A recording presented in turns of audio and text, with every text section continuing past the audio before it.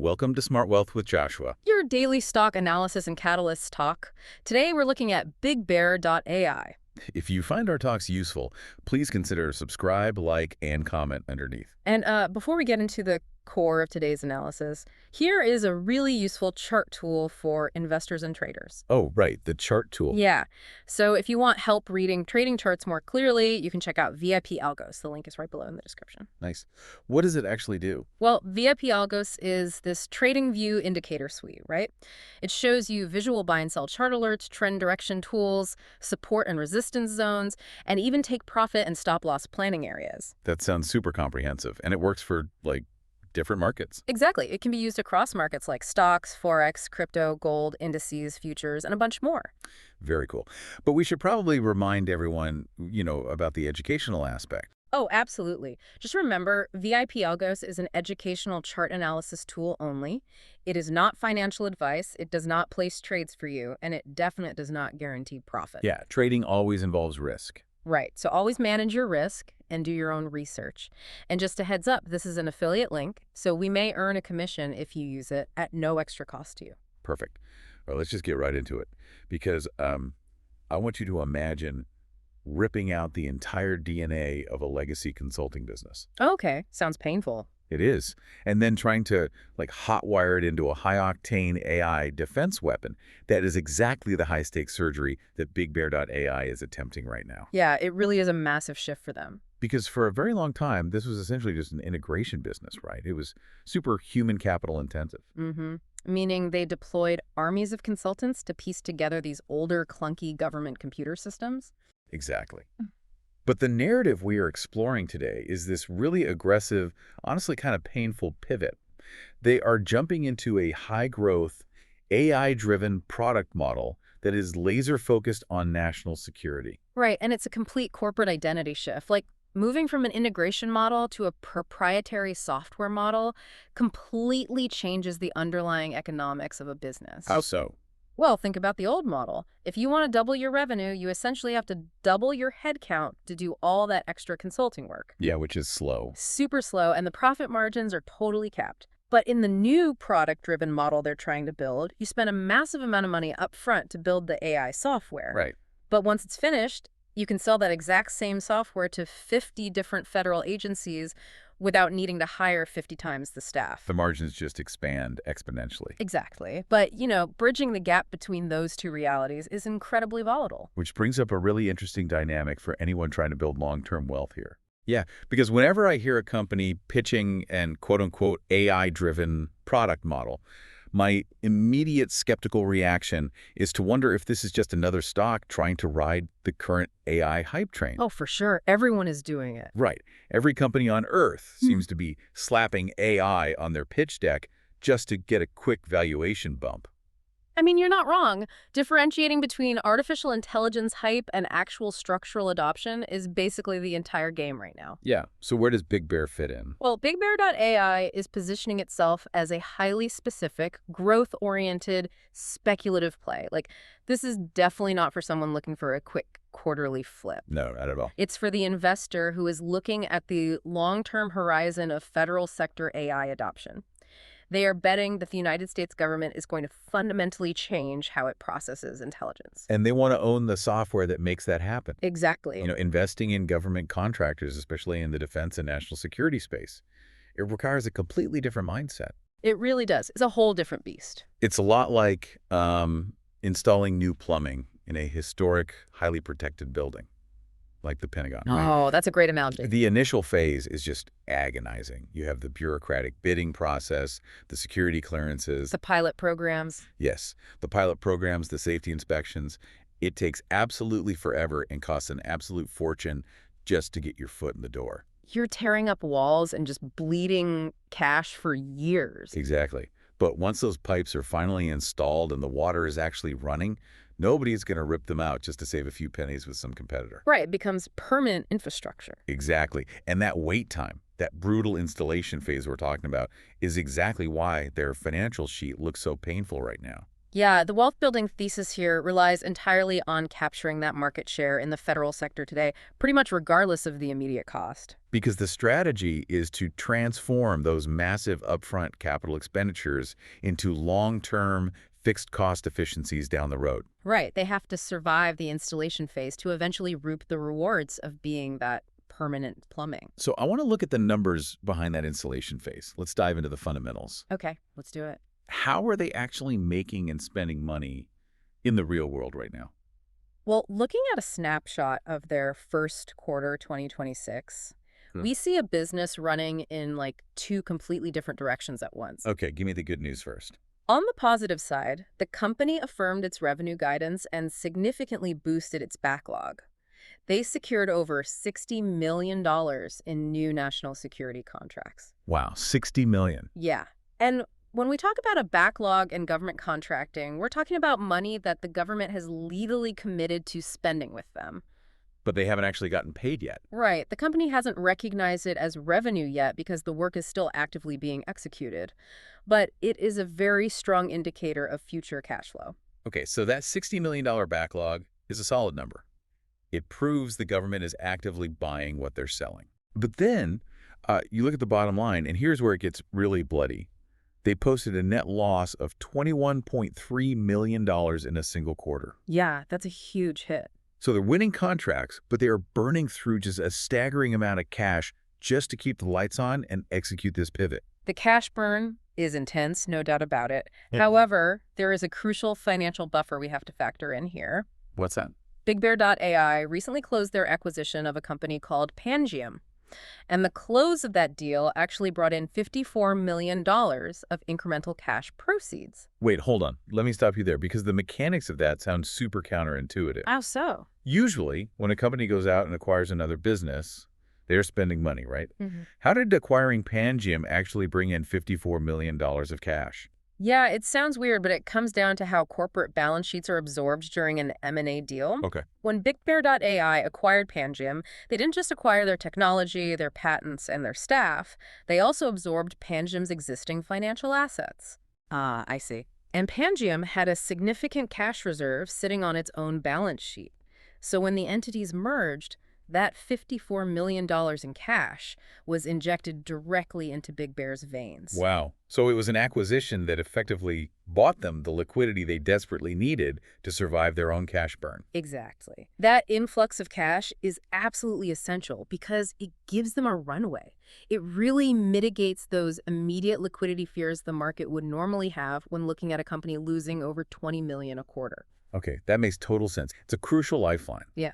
And if we look at their overall capital allocation strategy, it tells you exactly what kind of high-stakes game management is playing right now. Oh, they're all in. They do not pay dividends. Yeah. They do not execute share buybacks to reward shareholders. Every single dollar of free cash flow is being aggressively pumped right back into the business. And historically, their free cash flow has been very constrained anyway because of high R&D costs. Right. And specifically, they're pumping it into two areas, Vision AI and Generative AI. Which brings us to their other massive strategic move. So the Pangiam acquisition brought them the Vision AI component, right? Mm-hmm. But they also recently executed an enormous $250 million acquisition of a company called Ask Sage. $250 million. Yeah, and they used a mix of cash and equity to make that happen. I mean, when a company with a $21 million quarterly burn rate goes out and spends $250 million on an acquisition, you know, they are spending incredibly aggressively. Totally. They are trying to build out a very specific platform-driven framework. But $250 million for Ask Sage is an absolute mammoth bet for a company this size. It's huge. They are essentially trying to buy their way into having a full-stack AI platform overnight, rather than taking the next 5 years to build it in-house. Exactly. They're buying time. But why the rush? We hear terms like Vision AI and Generative AI for defense thrown around constantly. Right. They sound like buzzwords. What do these technologies actually do on the ground for a federal agency? And why are they worth spending hundreds of millions to acquire? Let's break those down. Starting with Vision AI from the Pangiam deal. Think of Vision AI as the ultimate automated sentry. Okay. It is not just software sitting on a laptop. It integrates with physical security. It uses advanced biometrics, facial recognition, and anomaly detection at places like border checkpoints, airports, and highly secure federal facilities. Oh, wow. So it's processing visual data in real time to identify threats instantly. Exactly. So is physical security upgraded by machine learning? What about Ask Sage? So Ask Sage brings generative AI, but tailored specifically for classified defense environments. Okay, how is that different from like standard AI? Well, commercial generative AI, like the chatbots most people use on the internet, learns from public data. Ask Sage is designed to ingest and make sense of massive, highly classified data sets. Like what kind of data? Things like global supply chain logistics, adversarial military doctrine, or real-time threat intelligence. That's intense. It allows defense personnel to essentially converse with their own classified data. They can ask complex analytical questions and get immediate synthesized answers without that data ever touching the public internet. That is wild. So by acquiring Pangiam and Ask Sage, BigBear.ai is trying to offer the government an entire ecosystem. That's the goal. They can monitor the physical borders with Vision AI, and they can analyze the classified intelligence behind closed doors with generative AI. Yes, and this ties directly back to their competitive moat. Right. Because BigBear.ai functions in classified environments where the friction to operate is just immense. Software requires an authority to operate or an ATO from the government. And getting that is no joke, right? Oh, it's grueling. Getting an ATO involves compliance audits, security reviews, and penetration testing that can take over a year just to get approved. Wow.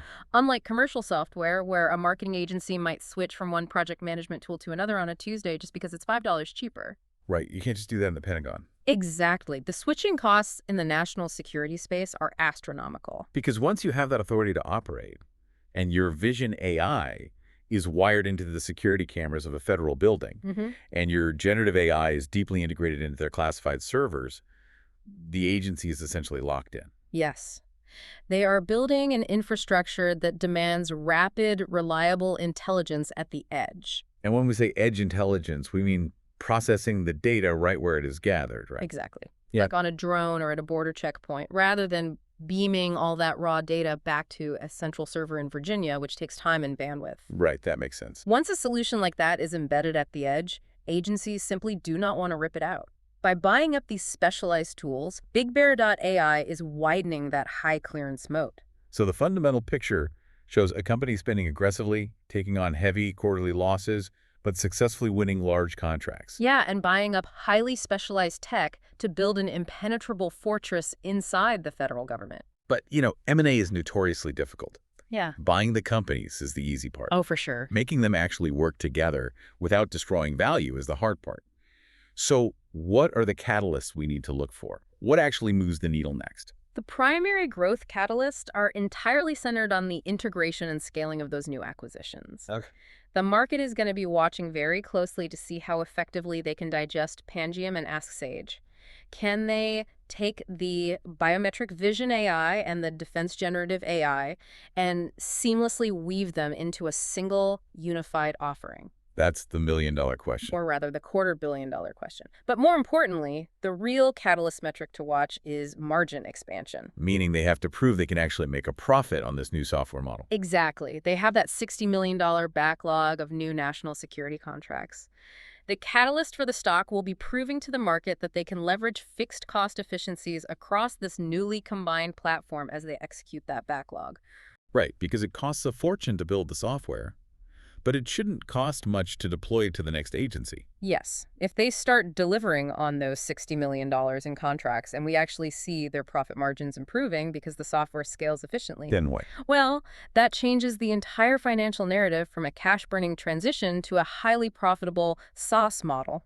Now, looking at the numbers we have today, we don't have a granular timeline of their upcoming earnings dates or specific conference events. Right. We're missing those specific dates in today's data. So for anyone tracking this space, the focus really has to remain on the macro level execution over the coming quarters.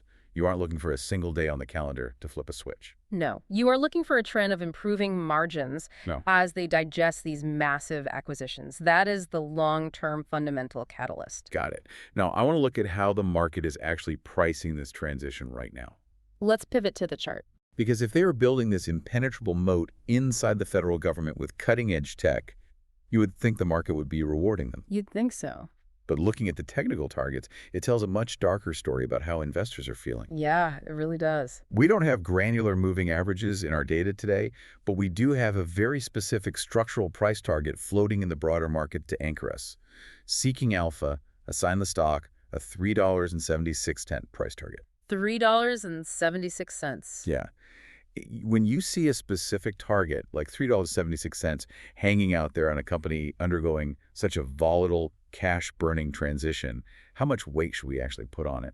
Well, in the absence of daily moving averages, structural targets like that $3.76 mark become psychological anchors for the market. Okay, psychological anchors. Right. Traders look at the discrepancy between where the stock is currently trading and where analysts believe the fundamental value sits. That makes sense. And when a company is in the middle of a complex identity shift, the price action tends to be highly turbulent, as investors constantly reprice the risk of failure against the potential of success. And for anyone trying to map out that kind of turbulent price structure, mapping the volatility between current levels and those analyst targets is just crucial. Absolutely. You want to identify where the support and resistance zones actually are forming, which naturally hints at why having a tool like VIP Algos, to help visualize those trend directions and planning areas on a chart can be really useful to cut through the noise. Oh, for sure. Even though it's not a trade recommendation itself, obviously. Right. Having visual clarity is essential when the fundamental story is this complex and the price action is likely to swing based on integration updates. So the chart gives us that $3.76 price structure. But a price target is just a number until you understand the emotion driving it. Exactly. What does market sentiment actually look like right now? The sentiment is a massive, polarized tug of war. We are seeing a complete split between the company's internal narrative and the external perception of the broader market. Let's unpack the internal side first. Why is management so confident? Internally, the bullish sentiment is driven by what they are seeing in accelerating demand. They are looking at their expanding backlog and pointing to a clear, growing need for bespoke edge intelligence in the defense sector. So they feel vindicated. Totally. From management's perspective, securing $60 million in new contracts isn't just a number. It is tangible proof that their pivot is working. That the government actually trusts their newly acquired tech. Yes, and that the market is hungry for what they are building. They really believe the seeds they are planting now will guarantee AI dominance in the federal space for the next decade. But then I have to counter that with the bearish external sentiment. Let's hear it. You mentioned that seeking alpha target of $3.76. They didn't just casually assign a price target. They bluntly called out flat growth and slapped a sell rating on the stock. Yeah, that is an incredibly harsh external spotlight. It tells you the broader market is looking at this company and saying, we don't care about your internal enthusiasm, and we don't care about the buzzwords. Right. Show us the money. Exactly. We look at your revenue, and we see growth completely stalling. It perfectly illustrates the tension. The market is fundamentally impatient.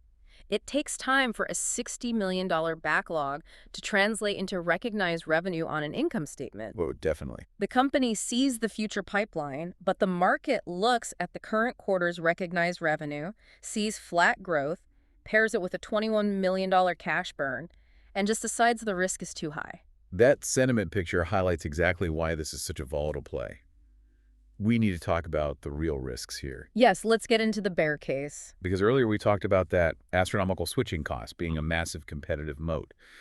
But here is the deeply skeptical view. A moat only protects you if you can actually survive the transition phase without starving to death inside your own castle. That is a great way to put it. And that brings us to the execution and integration risk. Digesting Pangem and a $250 million acquisition like Ask Sage is the main catalyst, but it is simultaneously the biggest risk. Right. Integrating huge pieces of proprietary technology, merging different coding standards, and blending distinct corporate cultures can cause severe operational friction. What happens if it doesn't go smoothly?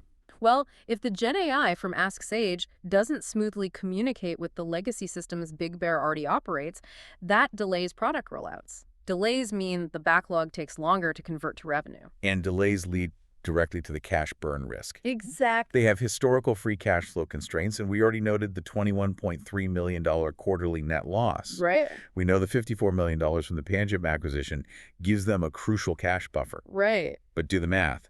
If they're burning $21 million a quarter, a $54 million buffer only buys them about 2.5 quarters of runway. It's tight. Very tight. What happens if the integration stalls or if the margin expansion doesn't materialize before that cash runs out? That is the nightmare scenario, and it leads right back to the market skepticism and that sell rating. If BigBear.ai burns through its $54 million buffer and hasn't yet proven to the market that it is a profitable software company, they will have to raise more capital to survive. And raising capital, when the broader market has labeled you a flat growth company with a sell rating, is punishing. Oh, absolutely brutal. They used equity to buy Ask Sage, which already diluted existing shareholders.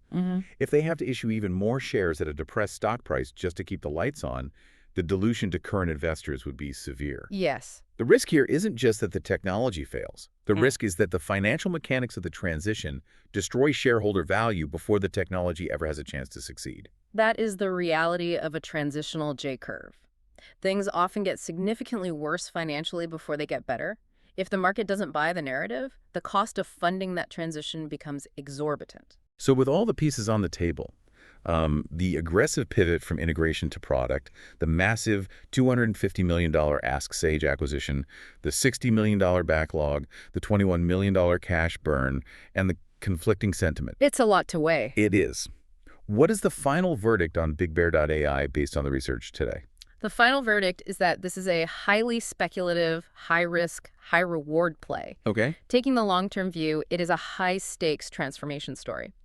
If BigBear.ai can successfully integrate Panjim's Vision AI and Ask Sage's Generative AI and leverage their deep domain expertise to secure that high-clearance moat in national security, it could be incredibly lucrative. Becoming the embedded AI platform of choice for the federal government is a massive prize. But the downside is just as stark. Yes. The flat growth concerns, the severe operational risks of merging 3 different companies' technologies, and the ticking clock of their cash burn make it an undeniably risky play.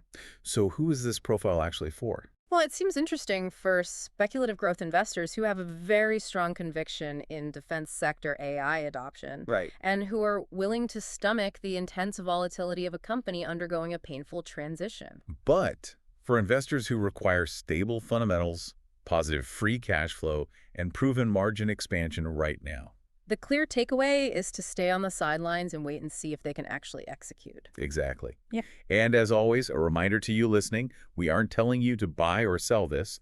This is not financial advice, just our analysis of the numbers we have today. It requires a tremendous amount of patience and a high tolerance for risk. And if you want a cleaner way to read trading charts while navigating volatile transitions like this one, check out VIP Algos through the link below in the description. VIP Algos is a TradingView indicator suite with visual buy and sell alerts, trend direction tools, support and resistance zones, and TPSL planning areas. It can help make charts easier to scan, but it is still only an educational chart analysis tool. It is not financial advice, it does not place trades for you, and it does not guarantee results. Trading involves risk, so always do your own research and manage your risk. This is an affiliate link, and we may own a commission at no extra cost to you. And if this analysis helped you, please subscribe, like, and comment underneath. We'll see you in the next Smart Wealth with Joshua Talk. As we close out today, I want to leave you with a broader thought to mull over. Okay. BigBear.ai is betting heavily that the federal government is willing to trust its highly classified generative AI needs to a smaller, specialized, newly combined firm. Right. But the defense space is dominated by massive legacy giants. We're talking companies like Palantir and Lockheed Martin, who already have deep roots and endless lobbying budgets. Oh, massive budgets. The real question you have to ask yourself isn't just whether BigBear's newly acquired technology works in a vacuum. It's whether the Pentagon is truly ready to hand the keys to the kingdom to the new kid on the block, or if they will inevitably default back to the legacy giants they've trusted for decades. That is the ultimate test of their competitive moat.